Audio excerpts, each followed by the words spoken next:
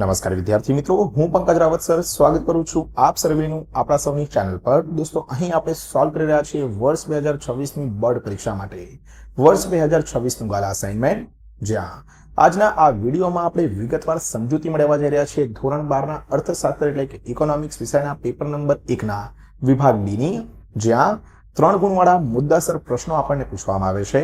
ફટાફટથી આપ સર્વે વિદ્યાર્થી મિત્રો આ વિડીયોને લાઈક અને શેર કરીને બને રહેજો વિડીયો અંત સુધી, જેથી કરીને અત્રે સમજાવેલા આ મહત્વપૂર્ણ સોલ્યુશનની અંદર એકદમ વિગતવાર રીતે આપ સર્વે વિદ્યાર્થી મિત્રોને ખ્યાલ આવી શકે।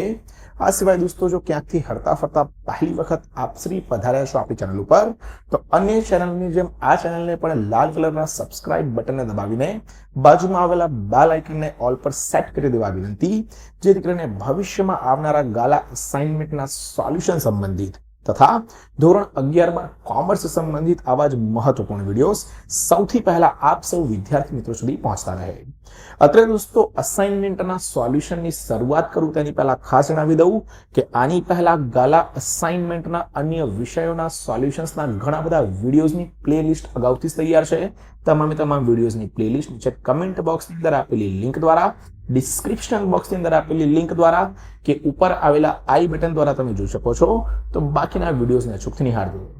ચાલો મિત્રો, વધુ વાર ન કરતા પેપર નંબર 1 ના વિભાગ ડી ની શરૂઆત કરીએ। 47 થી 56 નંબર સુધીના પ્રશ્નો છે। 10 માંથી કોઈ પણ 7 પ્રશ્નો તમારે લખવાના છે। મુદ્દાસર ઉત્તર લખવાના અહીંયા પ્રશ્નો મેં કીધું પ્રત્યેક પ્રશ્ન માટે 3 ગુણ મળે છે। અહીં ખાસ જણાવી દઉં કે આ વિડીયોની અંદર તમને ડાયરેક્ટ પ્રશ્ન અને તેના ઉત્તર વિશેની અહીંયા જાણકારી હું આપીશ। વિગતવાર જો સમજાવવા બેસીશ તો વિડીયો ઘણો લાંબો થઈ જશે, અને એમ પણ આપણને થિયરિકલ વિડીયોઝ જોવામાં એટલો બધો રસ હોતો નથી। અકાઉન્ટ્સ અને સ્ટેટ્સના તમને પર્ટિક્યુલરલી એક દાખલા ગણાવીને મેં દર્શાવેલા છે। વિડીયો ભલે લાંબા થયા છે, પરંતુ ત્યાં પ્રેક્ટિકલ્સમાં સમજાવેલું છે, તે વિડીયો નિહાળજો। અહીંયા હાલ પ્રશ્ન ઉત્તરથી ખાલી જે છે તે આપણે મતલબ રાખીશું। 47 નંબરનો પ્રશ્ન છે ભાઈ, આકૃતિ અને આલેખ દોરતી વખતે ધ્યાનમાં રાખવાની બાબતો સમજાવો। તો તેના માટેના તમે ઉત્તર જે છે તેને અહીંયા નિહાળી શકો છો, બરાબર। આકૃતિ અને આલેખ દોરતી વખતે આપણે ધ્યાનમાં રાખવાની બાબતોમાં પહેલું શું આવે? આકૃતિ કે આલેખની પસંદગી આવે, તેના માટે આટલા મુદ્દા લખી દઈશું। બીજું, ચોક્કસ સ્કેલ માપ આવે, બરોબર, એના માટે આ મુદ્દો લખી દઈશું। ત્રીજું, બંને ધરી પરની વિગતો જેમાં એક્સ અક્ષ અને વાય અક્ષ પર કઈ કઈ વિગતો દર્શાવવામાં આવે તેના અંગેની માહિતી આવી જશે। ત્યારબાદ આવી જાય દોસ્તો શું? તો કે સ્પષ્ટતા। તો સ્પષ્ટતા અંગેનો અહીંયા મુદ્દો જે છે તે આપણે દર્શાવી દઈશું, અને સ્પષ્ટતા અંગેની ચર્ચા આપણે અહીંયા વર્ણવી દઈશું। ત્યારબાદ આગળ વાત આવશે આંકડાકીય માહિતીનો સ્ત્રોત, તેને પણ અહીંયા આપણે દર્શાવી દઈશું, અને અંતમાં આંકડાકીય માહિતી ગણવાની રીત, બરોબર। આ સાથે પહેલો પ્રશ્ન આપણો જે છે પેપર નંબર 1 ના વિભાગ ડી નો, તે દોસ્તો થઈ જશે અર્થશાસ્ત્ર એટલે કે ઇકોનોમિક્સની અંદર પૂરો।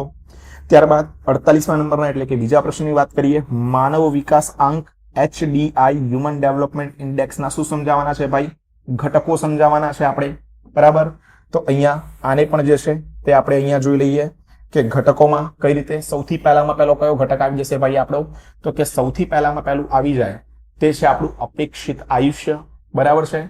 તો કે પહેલો ઘટક આવી ગયો આપણો અપેક્ષિત આયુષ્ય। અપેક્ષિત આયુષ્ય અહીંયા દર્શાવી દઈશું આપણે। ત્યારબાદ બીજું જ્ઞાન એટલે કે શિક્ષણ, અને ત્રીજું શું આવી જાય? જીવન ધોરણ।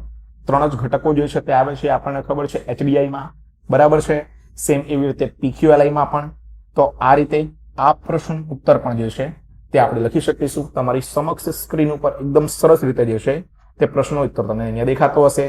નેક્સ્ટ છે આર્થિક વૃદ્ધિ અને આર્થિક વિકાસ વચ્ચેનો તફાવત લખો। ખૂબ મોસ્ટ IMP એવો પ્રશ્ન છે દોસ્તો। અહીંયા ગમે તે 6 મુદ્દા લખવાના છે, પણ બને એટલા તમામ મુદ્દાઓ જે છે તે આર્થિક વૃદ્ધિ અને આર્થિક વિકાસની વચ્ચે જે છે તમને અહીંયા દર્શાવીને મેં આપી દીધા છે। તો આ રીતે આર્થિક વૃદ્ધિ અને આર્થિક વિકાસ વચ્ચેનો તફાવત જે છે તે અહીંયા લખી શકાય છે। દોસ્તો, ખાસ જણાવી દઉં કે આપણા ટ્યુશન ક્લાસીસ ડેક્સ એકેડમીમાં 50% ફીસ સાથે સેકન્ડ ટર્મની દિવાળી પછીની બેચીસ શરૂ થઈ ગઈ છે।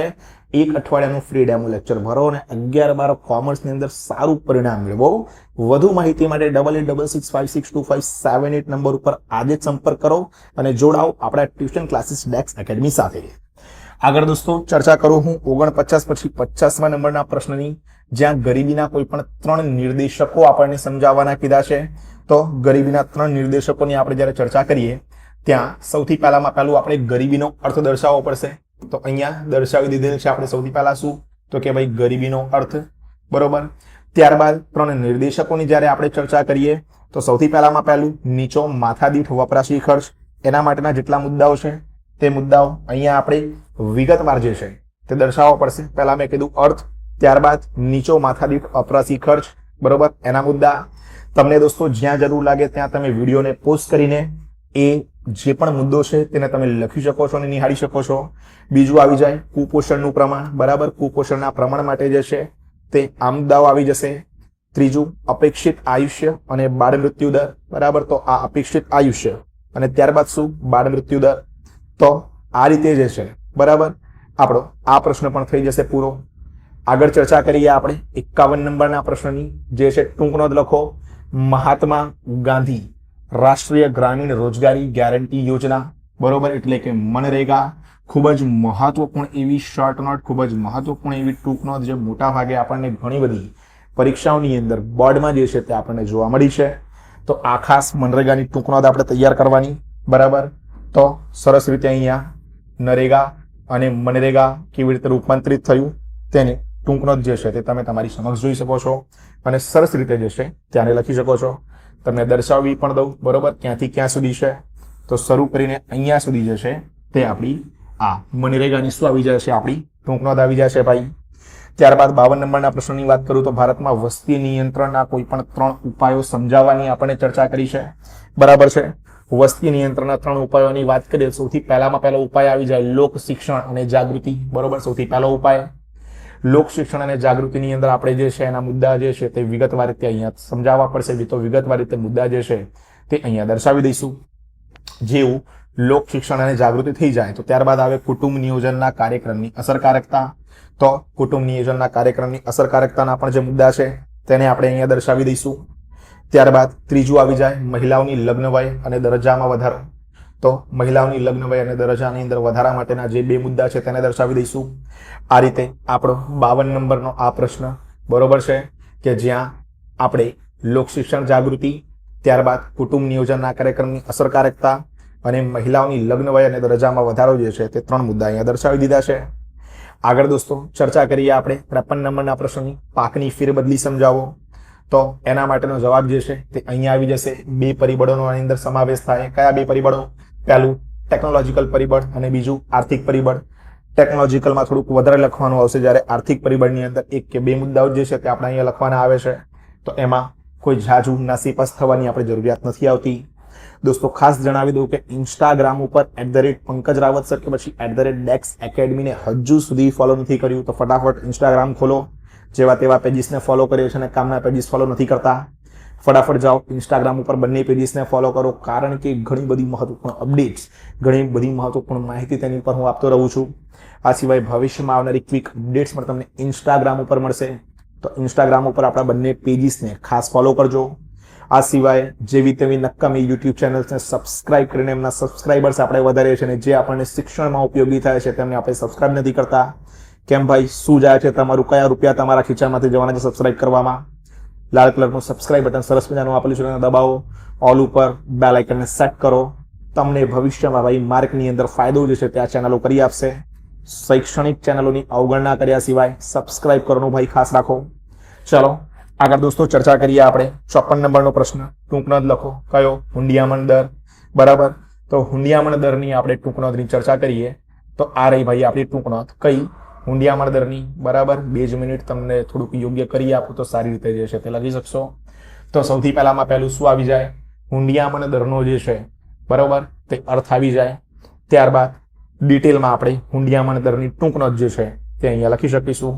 મેં તમને કીધું તમને જ્યાં જરૂર લાગે ભાઈ ત્યાં વિડીયોને પોઝ કરજો અને તમારી રીતે જે છે તમે લખી શકો છો, બરોબર. ચાલો આગળ ચર્ચા કરીએ દોસ્તો પ્રશ્ન નંબર 55ની.